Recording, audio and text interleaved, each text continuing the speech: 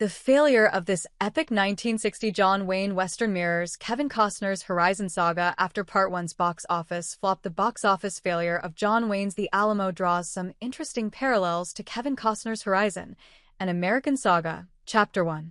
John Wayne fronted over 80 westerns during his 50-year acting career and was happily typecast as a cowboy. He fronted plenty of classics like The Searchers, but he was refreshingly honest about his duds too, such as Wayne labeling Cahill U.S. Marshal as one of his worst. Wayne directed several movies too, with the 1960s The Alamo being the most ambiguous by far. The Alamo was a project Wayne had developed for years, and he walked away from an earlier movie on the subject titled The Last Command due to creative disagreements. He envisioned the Battle of the Alamo as a true American epic, with the film being shot in 70mm and the original version running over 200 minutes in length. The Alamo would prove one of the biggest bombs of John Wayne's career, with the Western grossing less than its hefty $12 million budget. The Alamo was John Wayne's ultimate passion project. It took Wayne 15 years to bring his vision to the screen. Wayne was known for his intense patriotism, often injecting his own politics into his work. The star also felt shame over not serving during World War II and made several war movies as a way to honor American soldiers. The Alamo was Wayne's biggest passion project and the film he put the most of himself into. Wayne reportedly invested over $1.5 million of his money into the production, which would amount to around $16 million in 2025, via Federal Reserve Bank of Minneapolis. Wayne didn't trust anyone else to bring the Alamo to life and decided to direct it himself.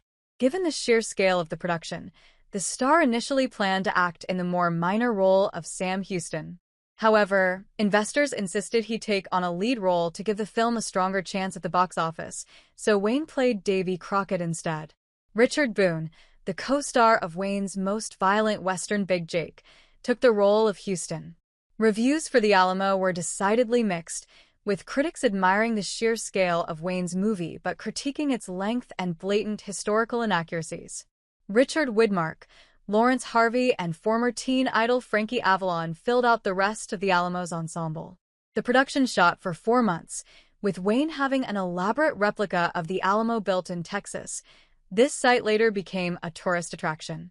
Reviews were decidedly mixed. It sits at 52% on Rotten Tomatoes, with critics admiring the sheer scale of Wayne's movie but critiquing its length, blatant historical inaccuracies, and self-indulgent speeches. How the Alamo bombed despite making a ton of money. The Alamo would have been a hit by any other metric. The Alamo wound up making almost $8 million, by the numbers, becoming the 10th highest grosser of 1960. This haul would have been impressive by the standard of most westerns from this era, but considering the Alamo's budget was $12 million, the film was still a bomb. In the long run, the Western's failure didn't impact Wayne's career, and he continued to work steadily until his final film, The Shootist, in 1976. It may have cost him money, but it's unlikely he regretted the historical epic, with the actor stating of The Alamo, via X/John Wayne Official. This picture is America. I hope that seeing the Battle of the Alamo will remind Americans that liberty and freedom don't come cheap. This picture, well, I guess making it has made me feel useful to my country. Since he had remortgaged his home to help finance his passion project, Wayne later took several high-paying gigs in the aftermath of the Alamo's performance, including a well-paid guest appearance in The Longest Day. It didn't take long for the star to work off his debts, though he tellingly never took such a gamble on another project again. Kevin Costner's Horizon mirrors John Wayne's quest to make the Alamo. Wayne and Costner went all in on their American sagas. Looking back on Wayne's commitment to the Alamo, it's wild to note the similarities between it and Kevin Costner's Horizon movie saga. In both cases, Wayne and Costner spent many years planning to bring their Western epics to life and only trusted themselves to direct. Wayne and Costner dipped into their own fortunes to produce their movies, with Costner said to have invested around $38 million into the Horizon series. So far, Horizon, an American saga's timeline explained. If you're confused by Kevin Costner's latest movie, we've outlined the Horizon, an American saga timeline, including details on future installments. Costner also cast himself in the lead after actors like Chris Hemsworth showed interest. More than anything, The Alamo and Horizon mirror each other with their creators' single-minded determination to bring them to life. Neither was willing to compromise on how they saw their films, and both were willing to lose large sums of money to retain creative control. Costner had numerous chances to make Horizon in the past, having previously turned down an offer to make it as the budget was $5 million short of his vision. Kevin Costner had wanted to direct Unforgiven, but Clint Eastwood already owned the material and insisted on starring and directing himself. Unfortunately, another parallel between them is their financial performances.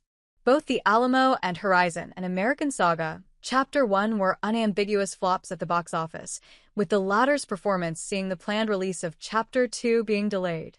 That said, Chapter 1 has been a huge success on streaming, which should help Costner with his aim to make the final two Horizons a reality. Kevin Costner has yet to complete his Horizon saga. Are there more movies on the horizon? A release date for Horizon, an American Saga, Chapter 2 has yet to be set, while early reviews from film festivals being mixed. Still, there is a growing fanbase for Costner's Western epic, and they will undoubtedly find second lives on streaming and home media. Still, there is a real chance the star will never see his wish of making 4 Horizons come true. They are expensive, old-fashioned, and R-rated westerns, which are a tough sell in a modern entertainment landscape. At least for Wayne, he saw his ambition to bring the Alamo to life and settled for one extra-long movie. Costner's ambitions extend well beyond that, and while he might be rich, self-financing 2 further sequels is beyond even his wallet. With Chapter 1 being such a hit on Netflix and Max, there is a chance a streamer will step up to finance the final 2 entries. Another question is whether they will get the theatrical pushes that Costner wants. If nothing else, Costner can take comfort in the fact he got 2 Horizon movies made against the odds. People mocked Wayne and Costner for their, admittedly expensive, efforts to bring the Alamo and Horizon to life. While neither is perfect, they at the very least have an earnestness and soul that most big-budget projects don't.